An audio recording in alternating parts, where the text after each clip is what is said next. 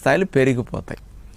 Insulin production పెంచడానికి, beta కణాలను activate చేయడానికి ఏమైనా ఉంటాయా అని ఆలోచిస్తారు.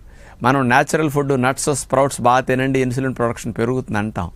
సైంటిఫిక్గా కూడా ఇలాంటి వాటి వల్ల ఉపయోగం ఉందని ఉంది. కాబట్టి ఈ ఇన్సులిన్ ప్రొడక్షన్ పెరగాలనుకునే వారికి మాత్రం చింతగింజల పొడి 1 స్పూన్ తీసుకుని పాలల్లో కలుపుకొని త్రాగొచ్చట ఒక పద్ధతి.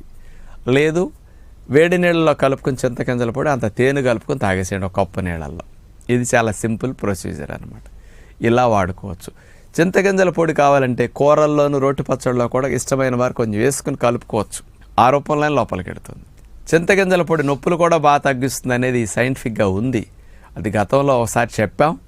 కాబట్టి ఈరోజు స్పెషల్గా ప్యాంక్రియాస్కి వచ్చే బెనిఫిట్ చింతగింజలతో ఈ రూపంలో అందిస్తున్నదని తెలియచేస్తూ నమస్కారం.